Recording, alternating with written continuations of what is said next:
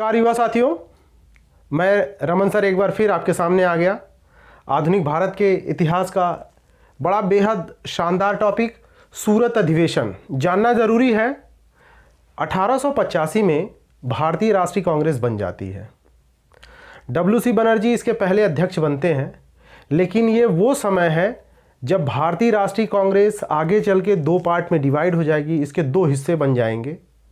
समझने की बात है, इसके पीछे जो बैकग्राउंड है, स्वदेशी एवं बहिष्कार आंदोलन चल रहा था। आपने देखा बंगाल का पार्टीशन हुआ, स्वदेशी बहिष्कार आंदोलन चल रहा है। इसके बाद 1907 का सूरत अधिवेशन होता है, जिसके पहले अध्यक्ष होते हैं रास बिहारी घोष।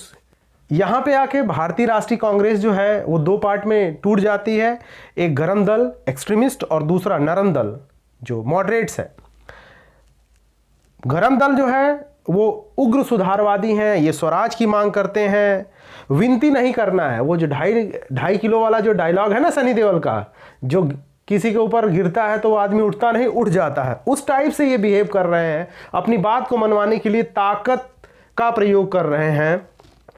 इनके लीडर जो हैं वो लाल बाल पाल हैं, लाला लाजपत राय हैं, बाल गंगाधर तिलक हैं और बिपिन चंद्र पाल है। वहीं नरम दल में ये काम को और बेहतर करने के लिए साधारण तरीके से ये आप देख पा रहे हैं ट्रिपल P का प्रयोग करते हैं, जिसमें प्रेयर है, पिटिशन है, प्रोटेस्ट है और हर वो तरीका आजमाते हैं जो साधारण तरीके से बात कही जा सके। इसके पीछे कारण है ब्रिटिश सरकार में ये कामकाज की हिस्सेदारी चाह रहे हैं कि इनको किसी भी तरीके से आगे जाने का मौका मिले, कहीं झगड़ा करने की नौबत ना है।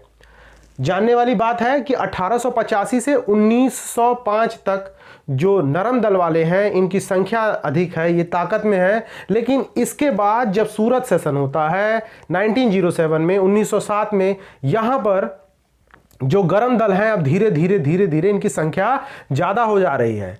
अंग्रेज इस बात से खुश हैं कि 1907 में जब भारतीय राष्ट्रीय कांग्रेस टूट जाती है, बड़े खुश होते हैं। जैसा कि आपने देखा होगा, मैं आपको बताया था मेरे बंगाल के विभाजन वाले वीडियो में, मैंने बताया था कि बंगाल पूर्वी हिस्से में और पश्चिमी हिस्से में बंट जाता है। पूर्वी बंगाल मुस्लिमों को दे दिया जाता है और पश्चिमी बंगाल हिंदुओं को दे दिया जाता है। इसके पीछे जो मेन कारण है, बंगाल की जो शक्ति थी, जो 7.5 करोड़ के आसपास जनसंख्या हुआ करती थी, लगभग 1/4 1/4 जो पॉपुलेशन था, उस यूनिटी को अंग्रेजों ने ब्रेक कर दिया। कुछ ऐसा ही वाकया देख पा रहे हैं आप। अंग्रेज खुश हैं कि भारतीय राष्ट्रीय कांग्रेस की जो एकता है वो खंडित हो गई है, टूट गई है।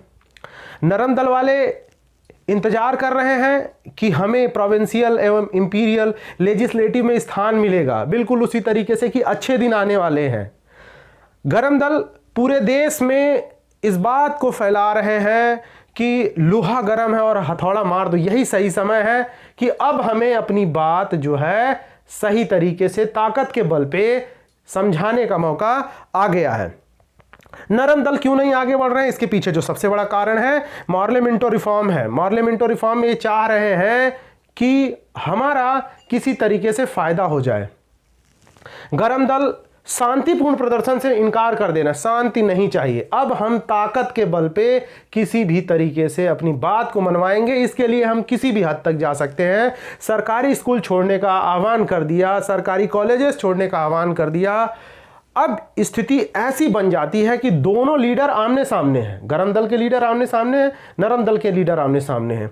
यहीं पर जो दादा भाई नौरोजी हैं ये मीडिएशन करते हैं, किसी भी तरीके से स्थिति को संभालने की कोशिश करते हैं, स्थिति बिगड़ने ना पाए, सौहार्द बना रहे। निष्कर्ष जो है यहाँ पे भारतीय राष्ट्रीय कांग्रेस टूट जाएगी और टूट के दो धड़ों में बंट जाएगी। गरम दल और नरम दल दोनों के काम करने का तरीका अलग अलग है। यहां पे इस समय अंग्रेजों ने इतनी स्थिति खराब कर दी थी, जिसमें अरबिंदो घोष, बिपिन चंद्र पाल, इन्होंने राजनीति से संन्यास ले लिया। संन्यास लेने का कारण स्थिति को बहुत दयनीय कर देना, इतना ज़्यादा टॉर्चर करना, तो अंततः इन्होंने राजनीति से संन्यास ले लिया। लाला लाजपत राय पहले देश छोड़ते हैं, फिर वो ब्रिटेन जाते हैं, ब्रिटेन से फिर अमेरिका चले जाते हैं। वहीं पे तिलक को मेंडले जेल में 6 साल तक जेल में डाला जाता है। भयानक बर्बरता के साथ भारतीयों से ये ब्रिटिशर्स पेश आ रहे हैं तो यहाँ पे जाके हमारा सूरत का अधिवेशन समाप्त होता है और भारतीय राष्ट्रीय कांग्रेस जो है वो 2 हिस्सों में बढ़ जाती है। विश्वास है मित्रों कि इन आसान शब्दों से आपको सूरत अधिवेशन समझ में आया होगा। यदि मेरा समझाना आपके लिए फ़ायदा हो रहा है, अगर आपको कहीं फ़ायदा मिल रहा तो मेरे बताए हुए रास्ते को समझें, युवा साथियों तक मेरे विचार शेयर करें और इस मुहिम से जुड़े एजुकेशन फॉर ऑल मेरे चैनल को अभी तक अगर आपने सब्सक्राइब नहीं किया है तो प्लीज़ मेरे चैनल को सब्सक्राइब कर लीजिए, लाइक करिए, शेयर करिए और युवा साथियों तक इस मैसेज को पहुंचाएं, जिससे अभी तक जिनको फ़ायदा नहीं मिला है वो फ़ायदा लें और आने वाली परीक्षाओं में एक और कदम बढ़ा के आगे बढ़ें। धन्यवाद। आपका दिन मंगलमय हो।